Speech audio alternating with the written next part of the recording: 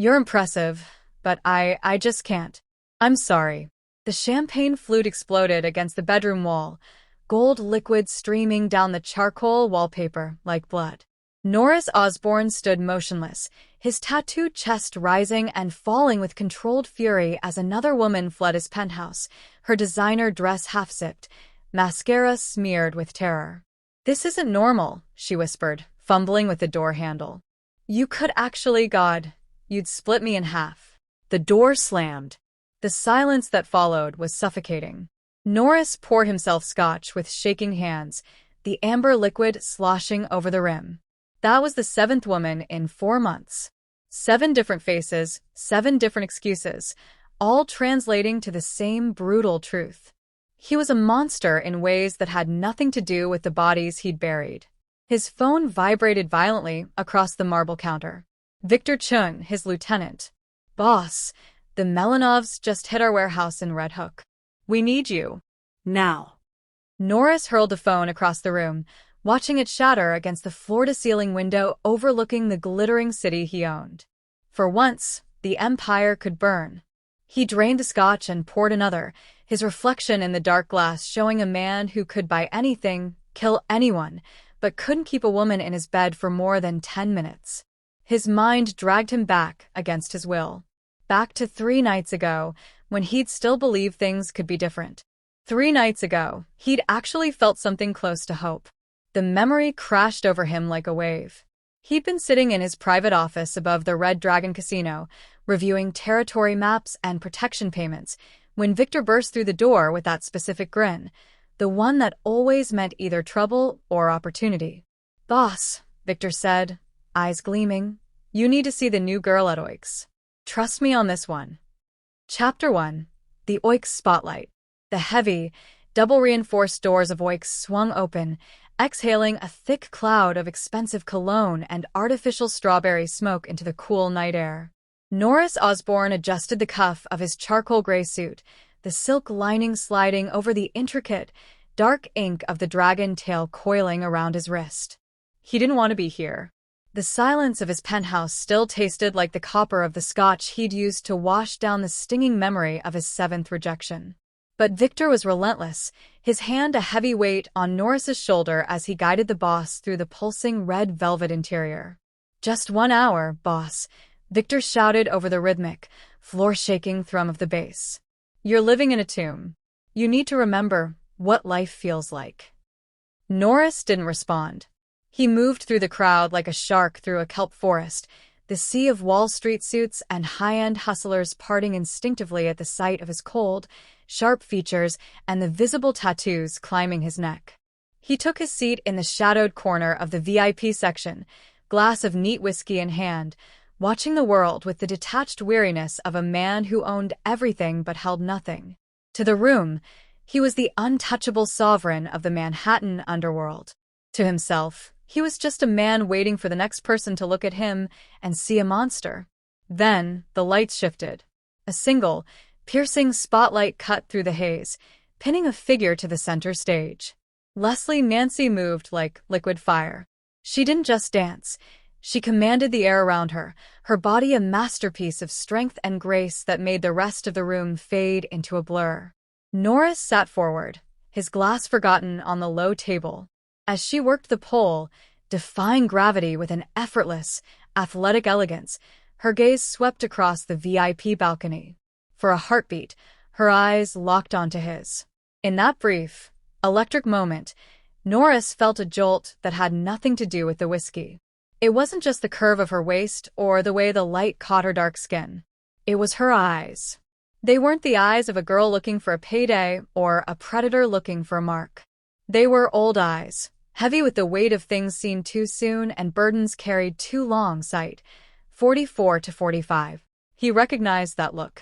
Sight and a start, it was the same kindred darkness he saw in the mirror every morning, the gaze of a survivor who had crawled out of the wreckage of their own life and refused to apologize for the scars. Sight, 33 to 34. While the rest of the men in the club cheered and threw paper, Norris simply watched, his heart hammering against his ribs in a rhythm he thought he'd forgotten. She wasn't just a performer. She was a mirror.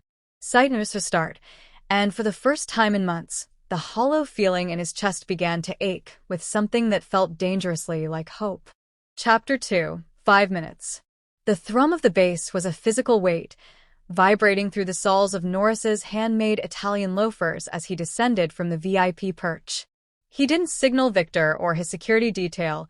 He moved with the quiet, predatory grace of a man who is used to navigating minefields alone. The main bar of Oyx was a sprawling island of polished black granite and neon underlighting, a frantic theater of desperate men and expensive distractions. Norris ignored the frantic attention of the bartenders and leaned against the far edge of the mahogany, his presence carving out a sudden, chilly vacuum in the crowded space. Leslie was there, wiping down a section of the bar after finishing her set. Up close, she was even more formidable. The harsh neon didn't soften her. It highlighted the sharp, intelligent line of her jaw and the guarded stillness in her posture. She didn't look up when he approached, but he saw the subtle shift in her shoulders, the way a soldier tenses when they realize they aren't alone in the dark. "I don't do private dances," she said, her voice a smooth, low contralto that cut through the cacophony of the club like a blade through silk. She kept her eyes on the glass she was polishing. "And I don't go home with the VIPs, no matter how much ink they're wearing." Norris didn't flinch. He simply watched the way her hands moved, efficient, steady, and devoid of the nervous flutter he usually inspired in others. "I'm not looking for a dance," he replied, his voice a gravelly rasp. "I'm looking for a conversation. 5 minutes of it." Finally, she looked up. Her eyes were as piercing as he had imagined from the balcony, a deep, observant amber that seemed to peel back his layers and read the scars beneath. She didn't look at his tailored suit or the diamond-encrusted watch that cost more than most people earned in a decade. She looked at his eyes, searching for the lonely dog look Victor had mocked earlier. A ghost of a smirk played on her lips, not of flirtation, but of recognition. She reached into the pocket of her sheer wrap, pulled out a digital kitchen timer, and set it on the granite between them. With a sharp click, she pressed the start button. The red numbers began their relentless countdown. 5 minutes, Leslie said, leaning her elbows on the bar and mirroring his posture. "That's the window. Most men use the first 3 to lie about how much they're worth and the last 2 to ask for my number. You've already got the suit and the tattoos, so we know you're worth something to someone. What are you going to do with the other 4 minutes and 40 seconds? Norris felt a rare, genuine spark of amusement. She was sizing him up with the cold, calculated precision of a survivor who had learned that time was the only currency that truly mattered. She wasn't blinded by the boss persona. She was looking for the man hiding behind the empire. "I'm going to tell you that you look like someone who's tired of being watched," Norris said, his gaze never wavering. "And I'm going to tell you that I'm the only person in this room who isn't looking for a performance." The timer ticked down in silence between them, a small, plastic heartbeat in a room full of noise. Leslie didn't look away. For the first time in years, Norris didn't feel like a king or a freak. Under her steady, unblinking gaze, he felt like a man being weighed, and for a reason he couldn't yet name, he desperately wanted the scale to tip in his favor. Chapter 3. The Mace Invitation. The timer on the granite bar reached 0 with a sharp, digital beep, cutting through the heavy air between them. Leslie didn't move to silence it immediately. She let the sound hang there, a boundary established and met. She looked at the small device, then back at Norris, her expression unreadable behind the mask of professional detachment she wore like armor. Norris waited, his hands steady on the mahogany, refusing to fill the silence with the desperate posturing she clearly expected. "Most men can't even manage 30 seconds of honesty before they start promising me the moon," she said, finally clicking the timer off. "You managed 5 minutes of looking at me like I'm a person. That's a record for this zip code." Norris felt the tension in his jaw ease, just a fraction. He leaned in slightly, not enough to invade her space, but enough to ensure his voice stayed beneath the roar of the club speakers. "I'm not interested in the moon, Leslie. And I'm not interested in a performance behind a curtain. I'm asking for dinner. No strings, no expectations of a thank you afterward, and no business talk." Just a meal where neither of us has to be the person the world thinks we are. Leslie let out a short, dry laugh, the sound rhythmic and sharp. She began to untie the sheer wrap around her waist, her movements fluid and deliberate. You're a mafia boss, Norris. Your life is made of strings. You don't do anything just for the sake of it. She leaned over the bar, her face inches from his, the scent of her cocoa butter and vanilla mingling with the sharp tang of his expensive whiskey. So, let's be clear about one thing before I say yes. I'm a nursing student. I work this pole to pay for a future that doesn't involve men like you. If you think your name or those tattoos give you a leash, you're mistaken. She reached into her bag on the shelf behind the bar and pulled out a small, neon pink canister, set it firmly next to the silence timer. That's high-grade pepper spray. I keep it in my hand from the moment I walk to my car until I'm locked inside my apartment. If we go to dinner, it's coming with me. It'll be sitting right next to the bread basket. If you reach for anything other than your fork without asking, I will use it. I don't care who your enforcers are. Norris looked down at the canister, then back at her fierce, uncompromising eyes. A strange sense of relief washed over him. Most women were either paralyzed by his reputation or blinded by his bank account. Leslie was neither. She was a woman who lived in the same dangerous reality he did, someone who understood that safety was a myth you had to fight for every day. I'd expect nothing less, Norris said, his voice dropping to a low, respectful rumble. Los Seraphine. Tomorrow night at 8. I'll have a car sent, but if you feel safer taking a cab, I'll meet you at the door. And Leslie, bring the mace. If I'm as dangerous as the papers say I am, you'd be a fool not to. She studied him for a long beat, searching for the lie, the hidden hook, or the patronizing smirk. Finding none, she tucked the canister back into her bag and gave him a singular, sharp nod. 8 o'clock. Don't be late, Norris. My time is the only thing I truly own, and I don't like people wasting my capital. She turned away before he could respond, moving back toward the stage as the next track began to bleed through the speakers. Norris watched her go, the weight of his curse feeling lighter than it had in months. He wasn't just a freak or a kingpin to her. He was a risk she was willing to calculate. And in his world, that was the closest thing to a compliment he had ever received. Chapter 4. The Physical Truth. Los Seraphine was a cavern of old-world elegance, lit by the flickering amber glow of low-burning candles and the soft clink of silver against porcelain. Norris had chosen a corner table, tucked away from the prying eyes of the city's elite, where the shadows pooled deep against the velvet curtains.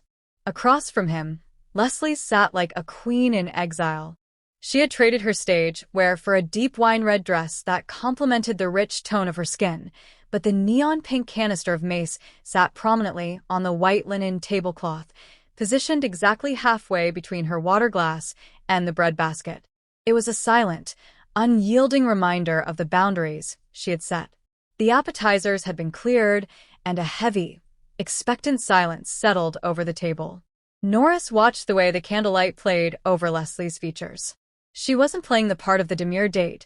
She was watching him with that same analytical precision she'd used at the bar, waiting for the mask to slip. "You've been remarkably polite, Norris," she said, breaking the silence as she leaned back, her dark eyes narrowing slightly. "But you've got that look again. Like you're waiting for the floor to drop out from under you. We've talked about my nursing exams and the politics of your territory. Now, are you going to tell me why a man who looks like a statue and owns half the skyline is so convinced he's a lost cause?" Norris looked down at his glass, the ice swirling against the crystal. The humiliation of the previous night, the 7th rejection, tasted more bitter than the vintage red wine. He felt the phantom weight of his tattoos, the ink that marked him as a titan, yet failed to hide the freakishness he carried beneath his tailored clothes. "I told you I've had 7 women walk out on me in 3 months, Norris began, his voice dropping to a low, jagged rumble that barely carried across the table. "They didn't leave because of the Melanovs. They didn't leave because I'm a criminal. They left because of something I can't change." He looked up, his gaze locking onto hers with a raw, desperate honesty. "There is a physical complication. a reality of my body that makes intimacy more of an ordeal than an act of affection. To most women, I'm not a lover. I'm a threat. I'm a freak of nature that they literally cannot handle without fear of being hurt. He waited for the shift. He waited for the flicker of disgust, the widening of her eyes, or the subtle reach for her purse to call a cab. He expected her to recoil as the others had, or perhaps to offer a pitying smile before making a swift exit. But Leslie Nancy didn't blink.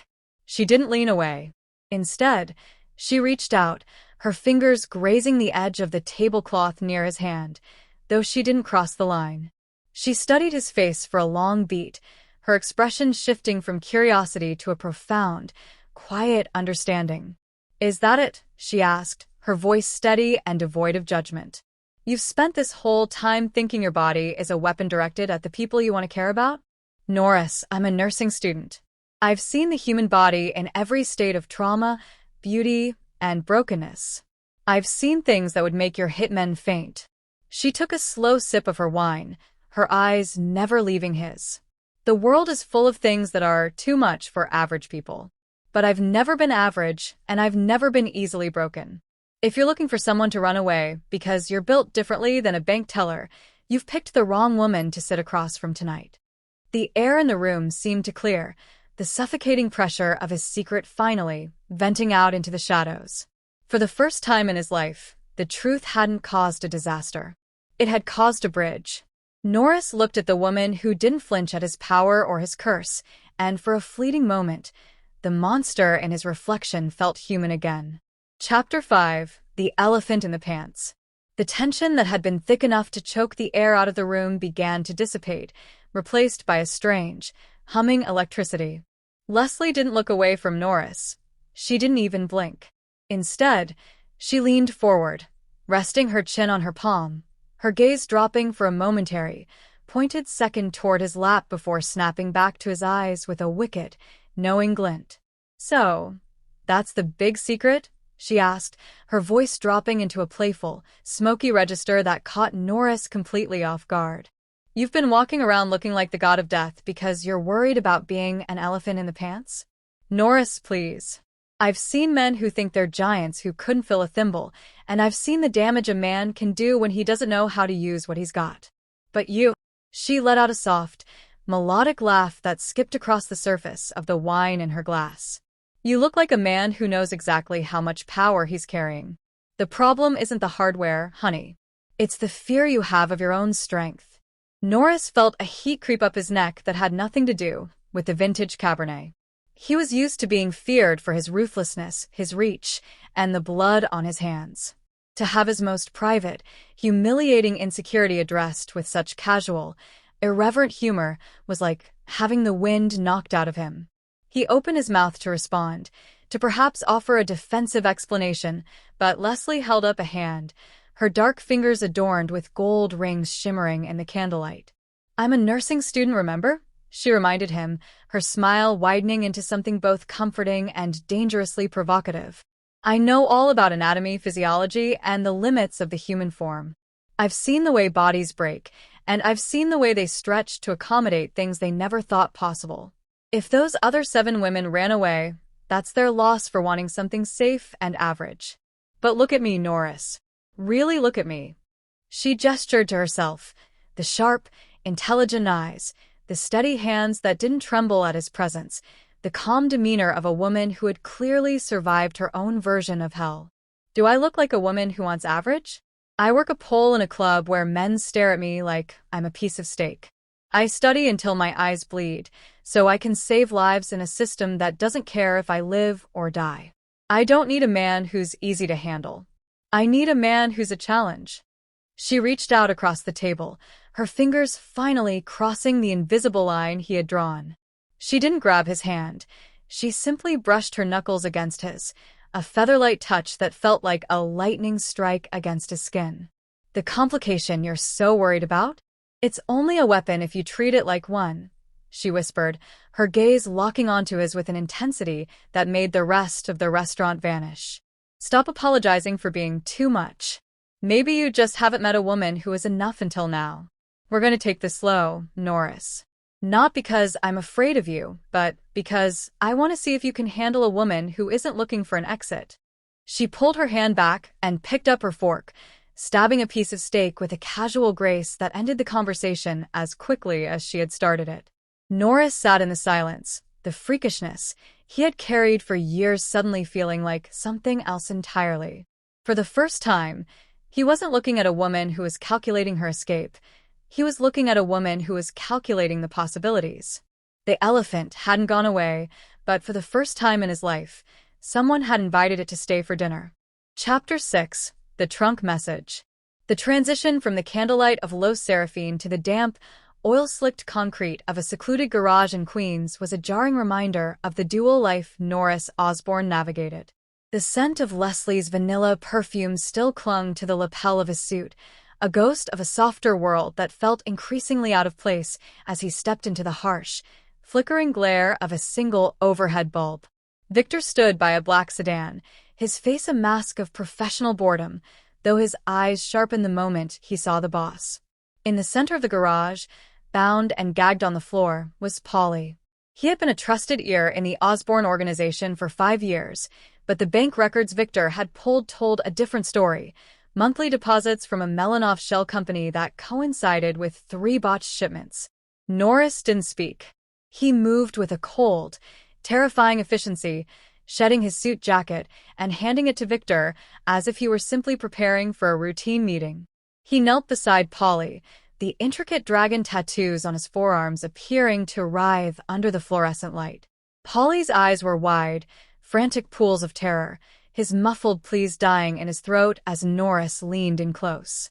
"I was having a good night, Polly," Norris whispered, his voice a low, vibrating hum that was more chilling than a shout. "I was sitting across from a woman who made me feel like I might actually have a future that didn't involve blood and concrete. And then I find out you've been selling my routes to the Russians. You didn't just steal money, Polly. You threatened the peace I'm trying to build." Norris stood up and signaled to Victor, who popped the trunk of the sedan. The metal groaned, a heavy, final sound that echoed off the cinderblock walls. Norris grabbed Polly by the collar, dragging the man toward the yawning darkness of the car. There was no rage in his movements, only a calculated, surgical detachment. He needed this problem gone, not just for the sake of the organization, but because any crack in his armor was a direct threat to Leslie. If the Melanovs knew he was soft, they would go for the throat, and he wouldn't let Leslie Nancy become collateral damage in a war she didn't choose. He shoved Polly into the cramped space. Before closing the lid, Norris leaned down one last time. "Tell the Melanovs that the next message I send won't be in a trunk. It'll be in a casket. This war stays in the shadows, far away from the people I care about." He slammed the trunk shut with a definitive thud. The silence that followed was thick, heavy with the weight of the violence he had just committed to protect a woman who is currently probably studying for her pharmacology exam. "Take him to the docks and hand him over to the Russians' middleman," Norris ordered, taking his jacket back from Victor. "Make sure they understand that this is the last courtesy I'm extending. If another shipment is touched, Manhattan becomes a graveyard." As Norris walked out into the cool night air, he pulled his phone from his pocket. The screen lit up with a text from Leslie. "Got home safe. Thinking about the elephant.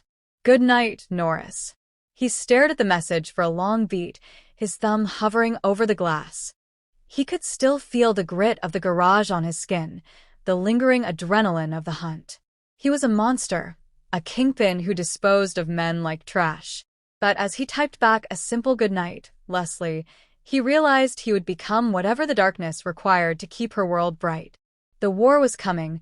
He could feel it in the air, but he would build a wall of bodies if he had to, just to make sure she never had to see the blood on his hands. Chapter 7. Peace in Queens. The 4th floor walk-up in Queens smelled of home, a complex, mouth-watering aroma of allspice, Scotch bonnet peppers, and browning sugar that hit Norris the moment he crossed the threshold. It was a staggering departure from the sterile, museum-like silence of his penthouse, or the metallic tang of the garage he'd left behind an hour ago. Leslie's apartment was small, cramped with medical textbooks and mismatched furniture, but it hummed with a warmth that made Norris feel suddenly acutely oversized. He felt like a bull in a china shop, his broad shoulders and tattooed hands looking out of place against her floral curtains and the stack of nursing flashcards on the coffee table. "Lose the jacket, Norris. You're not here to collect a debt," Leslie called from the kitchen, her voice light and teasing over the sizzle of a pan. He obeyed, draping the expensive fabric over a chair that had seen better days. He sat at the small wooden table, watching as she brought over 2 plates piled high with jerk chicken, rice and peas, and fried plantains. There were no white-gloved waiters here, no hidden agendas. Just the steam rising between them and the muffled sound of a neighbor's television through the wall. "Eat," she commanded, sliding a fork toward him. "It's my grandmother's recipe. It's supposed to cure whatever is eating at your soul." As they ate, the conversation drifted away from the underworld and the complication that usually defined his interactions. They talked about the things they had left behind to become the people they were now. Leslie spoke of her childhood in Georgia, the heat of the summers, and the strict aunt who had raised her after her parents were gone. She spoke of the relentless drive that kept her in the library until dawn, the sheer will required to bridge the gap between a strip club stage and a hospital ward. Norris found himself opening up in a way he never had with the women who sought his bed for his status. He told her about his father, a man who had brought the old-world Yakuza traditions to a new city, and the weight of the ink on his skin, how each tattoo was a story of a battle won or a brother lost. He spoke of the isolation of leadership, the way the crown didn't just sit heavy on his head, but carved a moat around his heart. "We're both just survivors, aren't we?" Leslie said softly, reaching across the table to steal a piece of his plantain. "Different jungles, same teeth. You think you're a monster because of your size and your job, but I see a man who's just tired of being the only one holding up the ceiling." The normalcy of the evening was intoxicating. For 3 hours, Norris Osborne wasn't a kingpin or a physical anomaly. He was just a man enjoying a home-cooked meal with a woman who looked at his tattoos and saw history instead of a threat. They laughed over the spice of the chicken and the absurdity of their first meeting.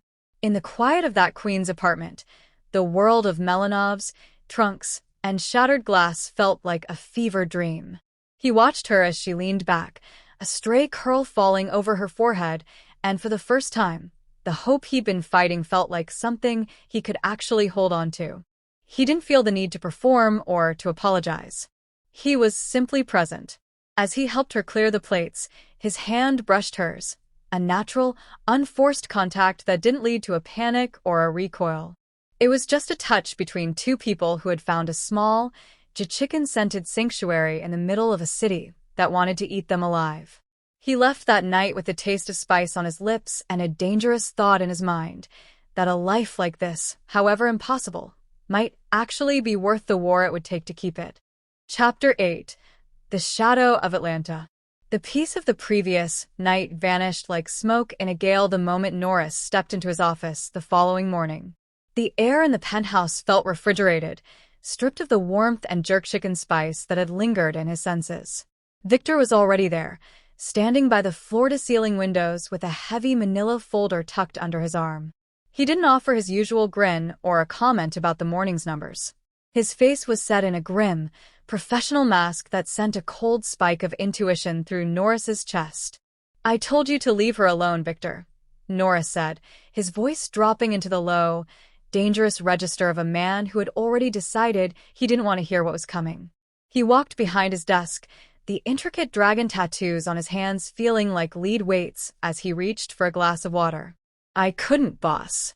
"Not after the Melanovs started sniffing around the club," Victor replied, stepping forward and dropping the folder onto the mahogany desk with a dull thud. "You've been looking for a woman who isn't afraid of the dark. Well, you've found her. But she's not just a nursing student from Queens." Norris stared at the folder for a long beat before his fingers slowly pried it open. The first thing that hit him was the photograph. It was a grainy mugshot from 3 years ago, but there was no mistaking the sharp jawline and those defiant, survivor eyes. The name at the top didn't say Leslie Nancy. It said Leslie Carter.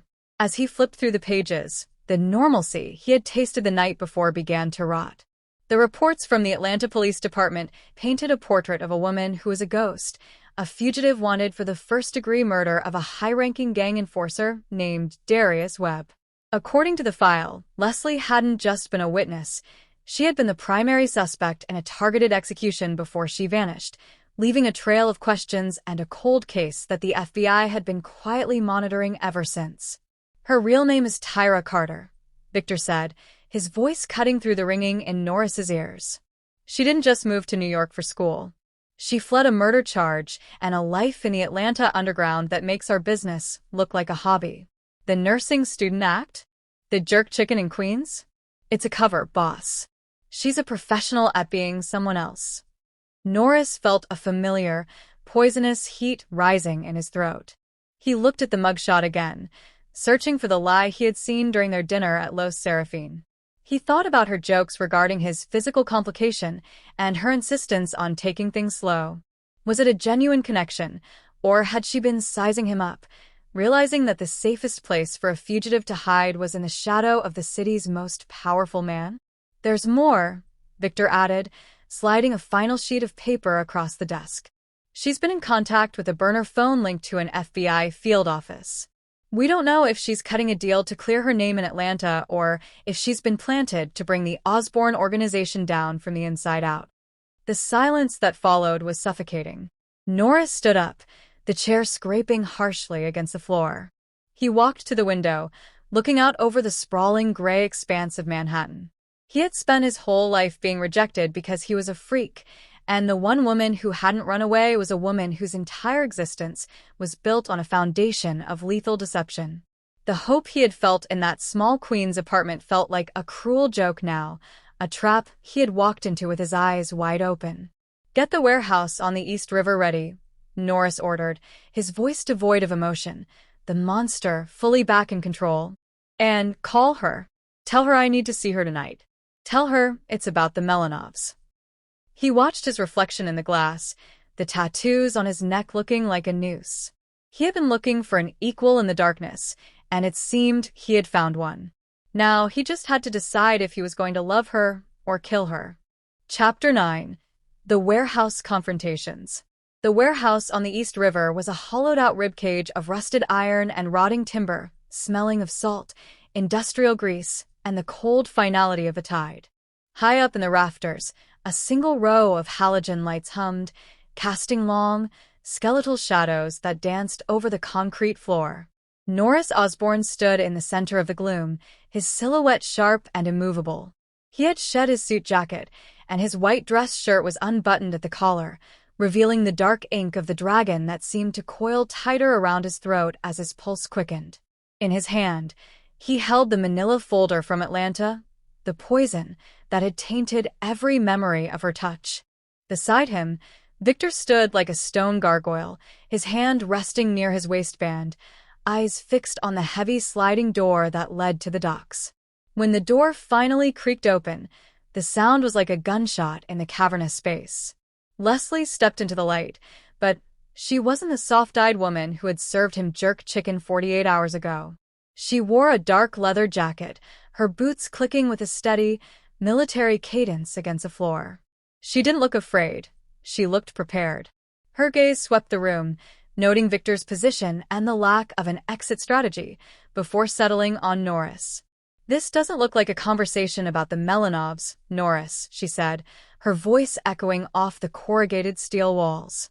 She stopped 10 feet away, her hands tucked into her pockets, the same pockets that he knew held that neon-pink canister of mace, or perhaps something much more lethal. Norris didn't move. He held up the folder, the white paper gleaming like a bone in the dim light. "I was looking for a reason to burn this, Leslie. Or Tyra.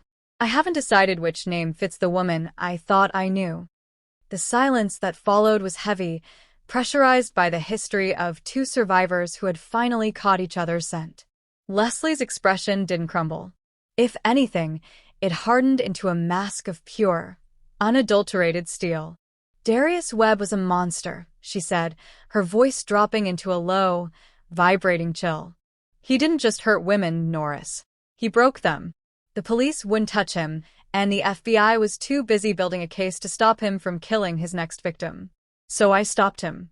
I did what people like you do every day, but because I don't have a flag or a family name, they called it murder. And the burner phone? Norris took a step forward, his massive frame casting a shadow that swallowed her whole. The link to the FBI? Was I just a convenient place to hide? Was the elephant in the room just a way to keep me distracted while you cut a deal to trade my head for your freedom? For the first time, a flicker of genuine hurt crossed Leslie's face, a brief ripple in the iron water of her gaze. She took a step toward him, ignoring Victor's sudden tensed posture. I was cutting a deal to get them off my back, so I could stay here. With you. They wanted you, Norris. They wanted me to give them the keys to the Crimson Lotus. I told them to rot in hell. Norris looked at her, really looked at her, searching for the lie in the woman who had joked about his size and shared her grandmother's recipe. He saw the fugitive from Atlanta, but he also saw the woman who had looked at his freakish reality and didn't blink. He reached out, his hand, tattooed and lethal, hovering near her jaw. He could feel the heat radiating from her skin. He was a kingpin who thrived on loyalty, and she was a ghost who lived on secrets. In any other world, they would have destroyed each other on sight. But as the tide slapped against the pilings outside, Norris realized he didn't want to be the one to break her. He let the manila folder slip from his fingers, the paper scattering across the dirty concrete like dead leaves. "Victor, leave us," Norris commanded, his voice a low rumble. "Boss." Victor hesitated, his brow furrowed. "Leave us," Norris repeated, his eyes never leaving Leslie's. As the door slammed shut and the warehouse returned to its hollow silence, Norris closed the distance between them. He didn't know if she was his salvation or his executioner, but as he pulled her toward him, the doubt that had been poisoning his mind began to burn away. They were both monsters, both freaks, and both liars. But in the dark of the warehouse, they were finally, dangerously, the same. If you were in Norris's shoes, a man who finally found someone who accepts his deepest flaws, only to discover she might be the one person capable of destroying his empire, what would you have done? Would you have protected the woman you love? Or would you have chosen the cold survival of your organization? Drop your answer in the comments below. I'm curious to see who among you would choose the heart over the crown.